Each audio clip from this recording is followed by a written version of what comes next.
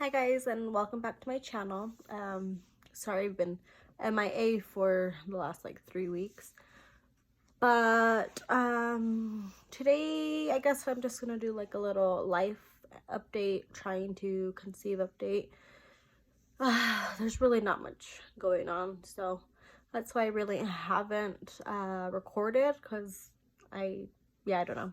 Anyways, so let's see. For Christmas, that Christmas week, we ended up going to California for just to visit family that my husband hasn't seen in like forever. So we ended up spending the week up there. But before Christmas, let's see, I got my last period December 5th. I got my last period. And 2 days after that I ended my period, I don't know, I got this crazy idea to test for ovulation, and it was solid, like a positive, blazing positive. And I was like, whoa, like that is so weird. Like I just literally finished my period. Like that really can't. I don't temp, I don't really do anything besides I test for ovulation like every here and then.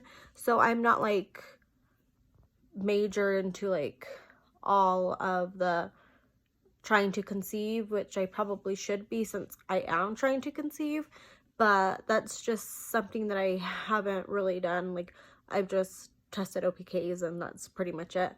But yeah, 2 days after I finished my period, I had a positive OPK, and of course we didn't baby dance or anything because I was like, no, like that's probably not it. Like, I don't know, my whole period is messed up. Also, I should add that since I had my miscarriage in October, my mom when did she go? I don't even remember when she went. I think she went sometime in the beginning of November. She went to Texas because her cousin had died. So she went for her funeral, and they went over to Mexico. And I guess my mom, when she was younger too, she had my brother, and then she had 2 miscarriages, and then she had my sister, and then she had me. But I guess back then, because I'm from El Paso, Texas, so that's literally right across, like the border's like right there. Like it's like, depending on where you are in El Paso, the border can be anywhere from like 5 to 20 minutes like away. Like it's right there, like just to cross. So my mom was there, and when my mom had her first miscarriage and her second miscarriage, I guess, my grandma on my dad's side, so my dad's mom, had bought my mom like these progesterone shots to help thicken the uterus and whatnot. So I guess when my mom was over there, her and my dad were talking, and my dad had the idea to buy those progesterone shots for me to start taking.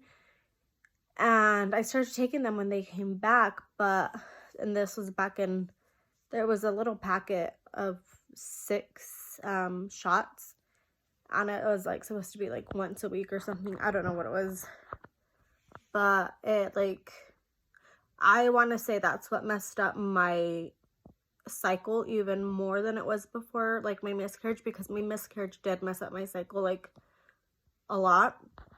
And I want to say that the progesterone shots like messed it up even more, because I was reading online that if you take enough progesterone, that it can just like completely stop your periods because it thickens the uterine wall. And I don't know, from whatever I heard, I've read that it can stop your periods. But so I started taking those shots because my mom brought them, and I was like, it's progesterone. And the doctor did say, like, the doctor told me after I had my last daughter that I would have to take progesterone shots if I were to get pregnant, because both of my other pregnancies were preemies. And with both of my other pregnancies, I started going into active labor at 26 weeks or 28 weeks. I don't remember. But it was somewhere around there that I had started going to active labor and bed rest and contractions, whatever. So both my babies were preemies. That's another story if you guys want to listen to those, and how my pregnancies were with those two. Just comment down below and I'll do a video of how my pregnancies with those two were, because they were a lot. So yeah, my doctor told me that if I were to ever get pregnant again, that I would have to do progesterone shots. So I don't know, I just started doing them. There was only 6 shots for the thing. I don't know what it's called, but I started doing progesterone shots, and I'm pretty sure that's what had messed up my cycle and my ovulation, but I don't know, who knows. So yeah, after my period, like 2 days after, I like got that ovulation strip that was like totally positive, and then after there it just kept going like lighter and lighter and lighter and like negative. And we weren't really trying, I guess, in September. I guess we weren't really trying in September. But I was still testing for ovulation just in case. Like, we were gonna try. Okay, so my oldest daughter, her birthday is in July. And then my other daughter, her birthday is in August. So I was like, if I get pregnant in December, that will make the due date September-ish, around there. And I was like, I don't want my kids to be July, August, and September. I'm like, that is so close together. But originally, my first daughter, her due date was in August, and she came in July. And then my other daughter, her due date was September, and she came in August. So I guess I have them a month early, so that would still put it to August. So I'm like, I don't really want the babies, or like my kids' birthdays so close. I don't know, I'm crazy, I guess. It's a lot of birthday parties. But yeah, we weren't really trying. If it happened, it happened, but it didn't. So that week we went to Christmas week. We went to California. We went to some beaches. The weather was good. The girls are crazy and decided they wanted to go play in the water. We went to Santa Cruz boardwalk. We were everywhere. Like, it was an exhausting week. Like, they say vacation, and it's not really vacation. It's hard. Anyways, so we came back from California, and when we came back, my youngest daughter, she started getting sick. And then she was sick for like a little bit, and then me, sorry, my face itches, but I have makeup on and I don't want to take it all off. But okay, so she got sick, and then I got sick, like horrible, last Monday. So it's been a week, and it just like started with like my throat was kind of just itchy. Like, it was just itchy a little bit. And then the next day, so it started with my throat itching on Monday with like a migraine, and I could not get rid of that migraine. And then from that, like on Tuesday, I just felt like even worse. And on Wednesday, I had fevers of 102.7. Like, I could not get that down. My migraine was still there. So 3 days of migraines. My throat was hurting. I had the chills. I was throwing up. Like I was so nauseous. Like, oh my gosh, it's like I don't even remember the last time I've gotten sick like that, but oh, I just felt horrible. I was taking Dayquil, NyQuil, like some other pills for cold, flu, Tylenol, ibuprofen, like nothing was helping, nothing. And like I don't really have a cough, but like my throat will itch, and then I'll get like this dry cough, like I don't know, it's weird. And then finally, like, oh, and then my husband was out of town that whole week, so I'm over here like dying, and my husband's out of town for work, and I have the two girls. Like, oh my gosh, it was horrible.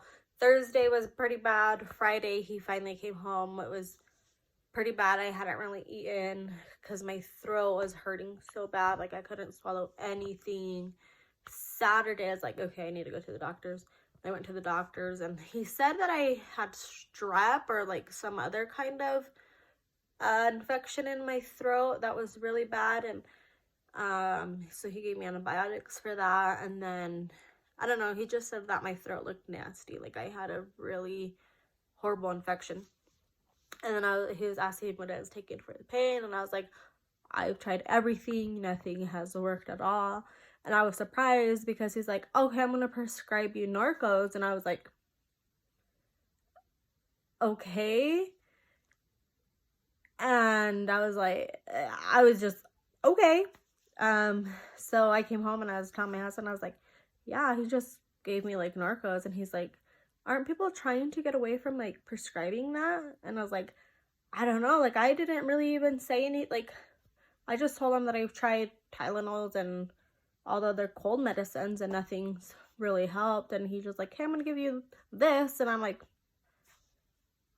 okay, like I haven't even touched them, like they're still just sitting there, but okay, whatever. So let's see, today's Monday, January 14th.